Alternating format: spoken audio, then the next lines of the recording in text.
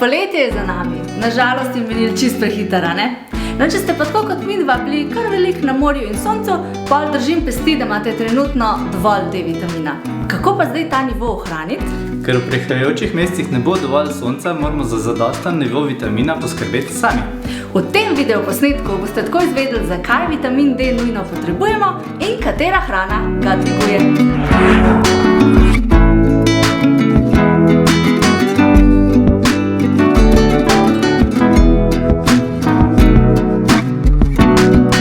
Že spet nazaj na kanalu Moj laboratorij. Midva sva Bija in Aleš, zdravstvena delavca, ki vam tukaj predstavlja vsebine glede zdravja, ščitnice, hormonov in pa laboratorijske diagnostike. Se pa tudi veliko ukvarjava z prehrano. In ker je prehrana močno povezana z zdravjem, na to, kaj jemo, pa lahko sami vplivamo, midva za vas preizkušava različne načine prehranjevanja in kako te vplivajo na zdravje in počutje, seveda pa vse to preverjava tudi z laboratorijskimi izvidi.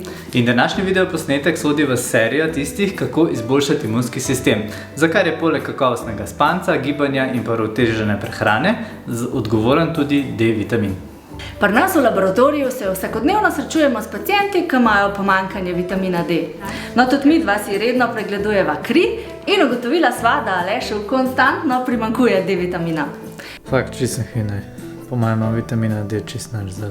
No, v našem geografskem pasu pa namreč tudi v poletnih mesecih večinoma sploh ne moramo nadomestiti tega manjka D-vitamina, ki si ga pridelamo čez leto. Moja raven vitamina D je res pod mejo normale, zato sem se odločil, da je treba nekaj v zvezi s tem narediti. Ker midva zagovarjava teorijo, da je naše prvo zdravilo lahko hrana, sva poskusila na mojo raven D-vitamina vplivati s prehrano. Kaj se je zgodilo? Mislim, da je čas, da se dvigne vitamin D. No, najprej pa poglejmo, zakaj je vitamin D sploh tako zelo pomemben in zakaj ga je dobro dvigniti, če ga imamo premalo. Iz zgodovinskih razlogov se vitamin D uvršča med vitamine, čeprav je glede na njegovo steroidno strukturo in pa način delovanja v resnici hormon. Vitamin D tako obravnavamo kot prohormon z različnimi aktivnimi metaboliti, ki v telesu delujejo kot hormoni. Vitamin D je v bistvu maščobi topen vitamin, ki ima zelo pomembno vlogo pri razvoju kosti, zob in pa pri delovanju vašega imunskega sistema. Vitamin D je v bistvu edini vitamin, ki ga lahko v zadostni meri biosintetizira človeško telo, in sicer se to zgodi v koži s pomočjo ultravijolične svetlobe in pa UVB žarkov. Glavna fiziološka funkcija vitamina D je v bistvu, da poveča zmožnost tankega črevesja, da absorbira kalcij pa fosfor. In v bistvu zato vitamin D pomaga vzdrževati nivo koncentracije kalcija pa fosforja v krvi. No, pomanjkanje vitamina D pa ima lahko hude posledice za naš imunski sistem. Zaradi nepravilnosti v delovanju lahko pride tudi do nihanja razpoloženja, depresije, pa različnih degenerativnih ali pa kroničnih bolezni, kot so recimo revmatoidni artritis, lupus, multipla skleroza, tudi luskavica, bolezni ščitnice, no nenazadnje pa tudi rak. Največkrat ga sploh ne opazimo. Simptomi so namreč zelo splošni, zato jih je včasih težko povezati s pomanjkanjem vitamina D, če si ga niste ravno lih prej pomerali v laboratoriju. Tudi jaz sploh nisem vedel, da imam nizkega, dokler ga nisem pomeril. Če se recimo soočate z pridobivanjem telesne teže, pa kakšnimi mišičnimi krči, šibkostjo, težavami s krvnim sladkorjem, ali pa ste izčrpani, pa utrujeni, ali pa ste zelo dovzetni za okužbe, to so vse znaki, da vam primanjkuje D-vitamina. No, vsi tisti, ki jim primanjkuje D-vitamina, so v bistvu bolj dovzetni za okužbe, imajo tudi zato slabši imunski sistem in zelo hitro zbolijo. Zoprno je tudi nihanje razpoloženja in pa depresija, ki je bolj pogosto v zimskih mesecih, ko nekaj časa ne vidimo sonca. No, pomanjkanje vitamina D pa povzroča tudi slabšo absorpcijo kalcija in fosforja, kar posledično krha kosti, vpliva na slabše zdravje zob, povzroča pa tudi mišično utrujenost. No, ljudje s premalo vitamina D se pa tudi prekomerno potijo. Vitamin D potrebujemo vsi, to je jasno, vendar pa ima v različnih starostnih obdobjih tudi različno vlogo. Vsekakor so visoko na seznamu ogroženih nosečnice, zato ker je D-vitamin zelo pomemben za normalen razvoj imunskega sistema, kosti pa zob. Pri otroku prav tako pa D-vitamin omogoča zdravega in donošenega otroka. Je pa D-vitamin zelo pomemben tudi že pred samo zanositvijo, zaradi tega, ker ženske s prenizkim nivojem tudi zelo težko zanosijo. Naš otrok je bil namreč nedonošenček, to si hodil povedati, ne? Ja. No, tudi starostniki pa sodijo med ogrožene v primeru pomanjkanja D-vitamina. Sposobnost telesa, da tvori D-vitamin, se namreč z leti manjša, poleg tega pa tudi starostniki ne hodijo toliko na sonce, zato imajo posledično vitamina D še manj. Pa se veste, padec in gre kolk. No, problematična pa je tudi prekomerna telesna teža. Vitamin D se namreč ujame v to telesno maščobo, no debelost pa vpliva tudi na samo spremembo v metabolizmu vitamina D. Posebej se pa navdarijo tudi ljudje, ki uživajo določena zdravila, kakor so antikonvulzivi, kortikosteroidi in pa vsi tisti, ki imajo zdravstvene težave z jetri, ledvicami ali pa črevesjem, kakor so na primer bolezni celiakija, cistična fibroza, tako da vsi tisti bi mogli bolj paziti na svoj vitamin D.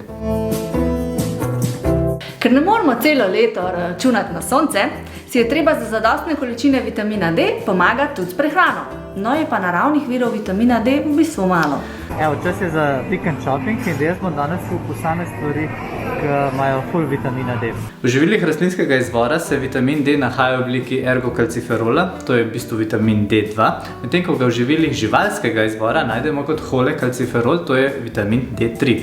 In to obliko v bistvu pod vplivom UVB žarkov sintetizira tudi človeško telo. Pa dajmo zdaj pogledati, katera hrana vsebuje te naravne vire vitamina D, kaj si ti jedel in ali si uspel dvigati svoj vitamin D. Evo, z tega se pa že dal nekaj narediti, ne? Dober naravni vir tega vitamina so predvsem mastne ribe, sem sodijo sled, skuša, tuna, sardine in zato ima vsakodnevna malca sestavljena iz konzerve rib, najrajši manj skušo, ali si pa za kosilo pripravim kakšnega lososa. Vitamin D najdemo tudi v mleku pa mlečnih izdelkih. Jaz osebno mleka ne pijem, pa ga ne maram, zato imam pa rajši kakšen grški jogurt ali pa skyr. Za večerjo si tako pripravim skyr z vsevnimi kosmiči. No, naslednje živilo, ki je vir vitamina D in je itak eno izmed najbolj polnovrednih živil, je jajce. A ste vedeli, da jajce vsebuje vse vitamine, razen vitamina C?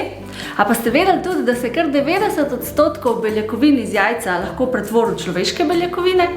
No, na mojem jedilniku, pa na tvojem tudi, je jajce v bistvu ful pogosto. A lahko pojasniš tole pono, tlele? A pa veš, zakaj jajce nima C vitamina? Ker ga kura ne rab? Ja. Ljudje smo take vrste sesalci, ki v bistvu ne moramo proizvajati vitamina C. Kura ga pa lahko sama. No, za dvig vitamina D pa je treba uživati tudi ribje olje, sončnična semena, kvas, avokado, šampione in pa jetra. In ker pomembne količine vitamina D vsebuje le nekaj živil, so v nekaterih državah na primer že začeli z uvajanjem in dodajanjem tega vitamina. Na primer v mleko so začeli dodajati vitamin D in s tem praktično odpravili artritis pri otrocih. Določenim izdelkom pa tudi dodajajo vitamin D. Iz vseh naštetih živil se da pripraviti kar nekaj malc za čez teden. No, pa tudi vse, kar si naštel, imava v bistvu midva na jedilniku praktično vsak dan. Mi radi jemo ribe in tudi pojemo veliko rib, ampak ne vem, ali je to dovolj rib, da bo dvignil meni moj D-vitamin. Moj D-vitamin je res vedno dovolj visok. Kaj se je pa zdaj zgodilo s tvojim? A si ga uspel dvigati s prehrano? Bomo pogledali iz krvi. Preden sva me dala na dieto za dvig vitamina D, sem imel tega, evo imate tukaj na zaslonu. Kaj pa zdaj? Aha. No, ti si torej s prehrano nisi bistveno spremenil vrednosti vitamina D. Kaj ne pa zdaj naredim? Zgleda, da si pač eden izmed tistih, ki potrebujejo dodatno pomoč. No, raziskave kažejo, da si z uživanjem prehrane bogate z vitaminom D3 lahko zagotovimo le nekje okrog 6% potrebnega vitamina D3, kar pa pomeni, da prehranski viri vitamina D v bistvu zanemarljivo malo prispevajo k kritju potreb po tem vitaminu. Živila, ki so jih naštela, so sicer res dober vir vitamina D, ampak zelo težko je vedeti natančno, koliko ga vsebujejo, in pa tudi na deklaracijah izdelkov, na katerih je označeno, da pač vsebujejo D-vitamin, ni točnih podatkov o njegovi vsebnosti. Tako da je res nemogoče ugotoviti, koliko ga res zaužijemo z hrano. Torej, bova raziskovala naprej in poskusila odkriti način, na katerega si lahko dvigneš vitamin D. To za vas pomeni, da morate še naprej spremljati najin kanal, če vas zanima, kaj bo odkrila, in pa seveda stisnite tisti rdeč gumb in se naročite, zato da ne zamudite naslednjega videoposnetka. Če vam je bil ta video zanimiv in všeč, mu dajte stisniti like ali pa ga delite s kom, ki ne ve, kaj bi jedel za zdravo malco. No, mi dva se zdaj vračava v laboratorij odkriti dodatne vire vitamina D. Se vidimo naslednjič. Vi pa še naprej skrbite za svoje zdravje. Čau. Čau.